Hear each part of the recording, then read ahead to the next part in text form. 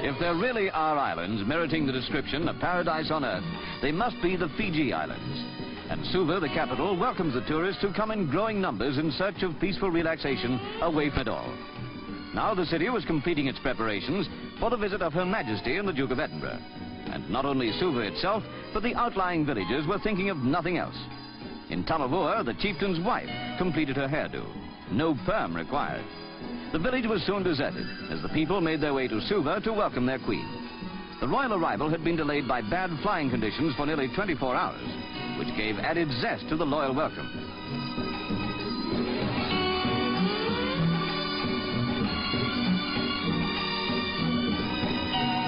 News of the approaching arrival was broadcast to all the villagers by the centuries-old Fijian drum, the lali. Britannia brought the Queen to Suva from the town of Lautoka, where she and the Duke went aboard the previous evening. Some little citizens determined to get the nearest possible view. The royal occasion was ceremoniously observed when the battery of Fiji military forces fired a salute of 21 guns.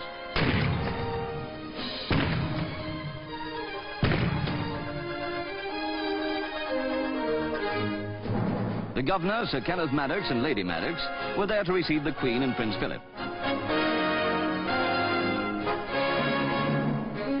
With no sign of nervousness, 6-year-old Andy Cohen Lotuma presented a bouquet. She is the great-great-granddaughter of the chief who ceded to Queen Victoria the sovereignty of the Fiji Islands.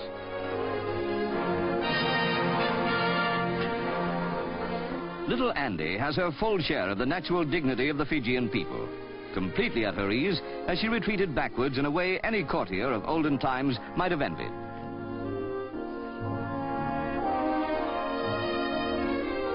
Her Majesty proceeded to inspect the Guard of Honor mounted by the Fiji military forces.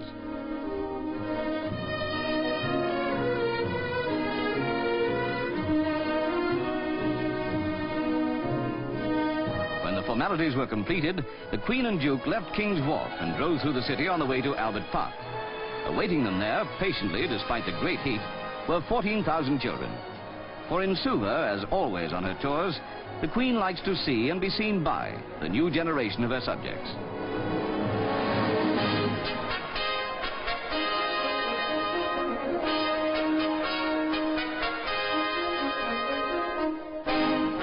A diversion here provided by the warriors of Korolevu village, performing their traditional spear dance.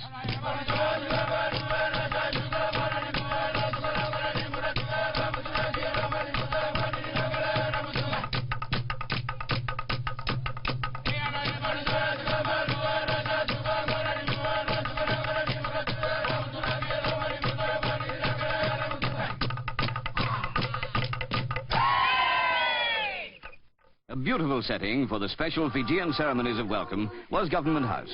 Here the Queen was about 11,000 miles from the frozen scene of London Airport, from which she flew barely 3 days before.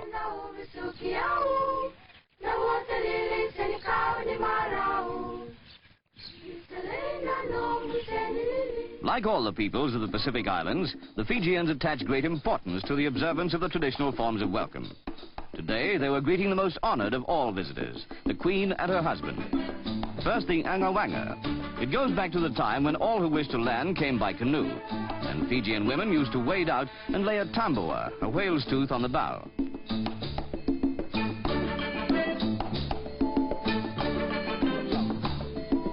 Another tamboa is presented by men in the reception party.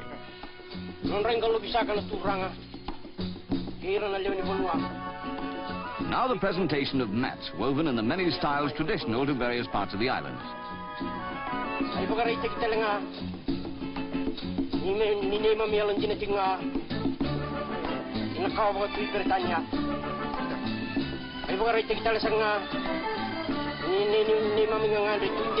The final proof that the visitors are indeed welcome is provided by the ceremony of Sebu Sebu. That is the presentation of a carver root. It needed 20 strong men to carry it.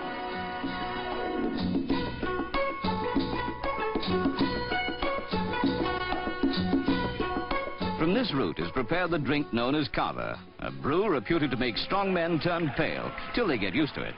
A mixture of root and water is strained through hibiscus fiber and can then be drunk. One little onlooker had to be chased away.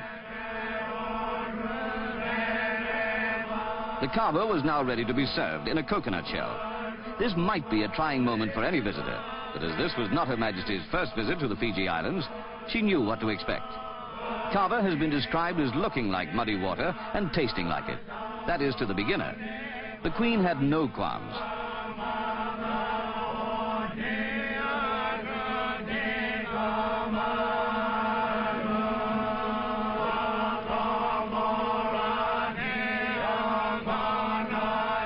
It was now the turn of the Duke.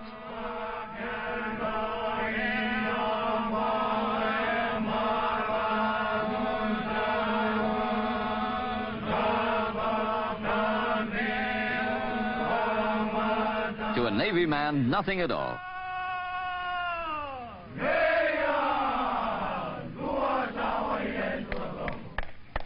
All too soon for everyone in Suva, it was time for the Queen and her husband to leave.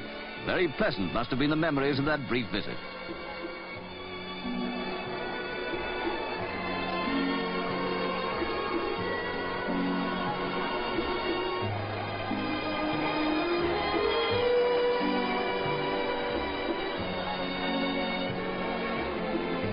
The Suva choir sang the Fiji farewell song, Isale.